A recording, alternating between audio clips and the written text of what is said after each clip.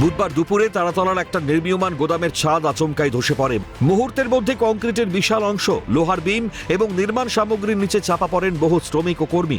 খবর পেয়ে ঘটনাস্থলে অ্যাকশনে নামে কলকাতা পুলিশ, দমকল, বিপর্যয় মোকাবিলা বাহিনী, এনডিআরএফ এবং পরে ভারতীয় সেনাবাহিনী। রাতভর চলে উদ্ধার অভিযান। দুদিন ধরে অক্লান্ত পরিশ্রম করছেন তারা।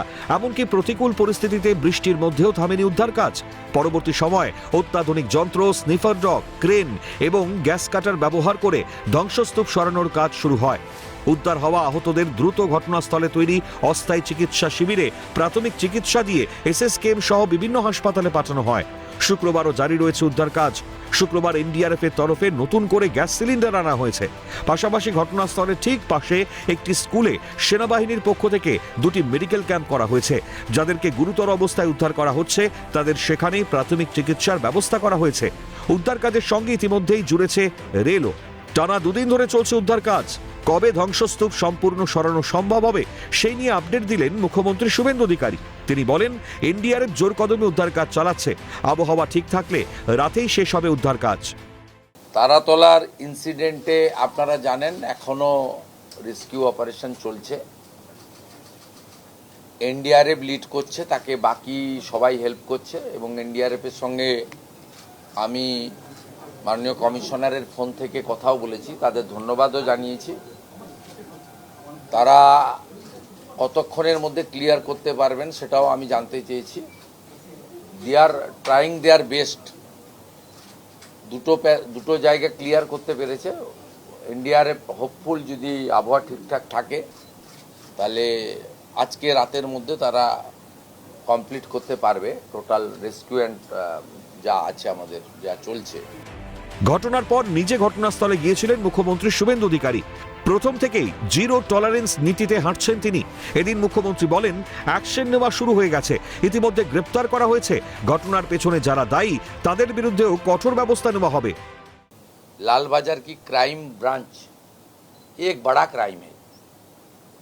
इसके काम कर रहा है सीपी, खुद निगरानी रख रहा है। मैं एचएस जानकारी रिपोर्ट ले रहा हूँ। वहाँ जो इनिशियली जो एलिगेशन आया था उसको भी अरेस्ट किया गया है, काली बनर्जी को, और जो वहाँ का ब्रोकर था सबको लिया। आज एक डिसीजन हम लोग लिया है, जो लोग इसका पीछे है सबके खिलाफ सख्त से सख्त कार्रवाई होगा। এদিন ঘটনাস্থল পরিদর্শনে যান দমকল প্রতিমন্ত্রী কৌশিক চৌধুরীও। তিনি জানান, এখানে ভেতরে কেউ আটকে আছে কিনা নির্দিষ্ট করে বলা যাচ্ছে না, তবে প্রশাসনের তরফে সমস্ত রকমের চেষ্টা চালানো হচ্ছে।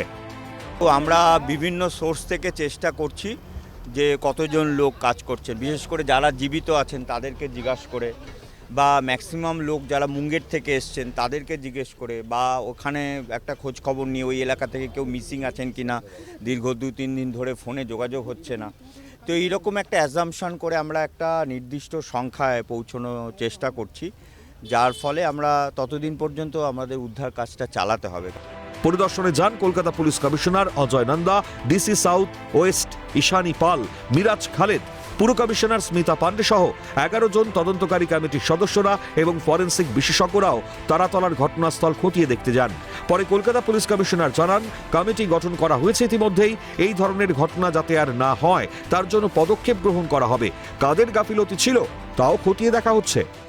যাদের অ্যারেস্ট করেছি ওদের জিজ্ঞাসাবাদ করে, আরও কিছু যারা জীবিত আছে ওদের ফ্যামিলি মেম্বারকে জিজ্ঞাসাবাদ করে সার্টেন করছি কি is there any chance of somebody still surviving there or may be dead also.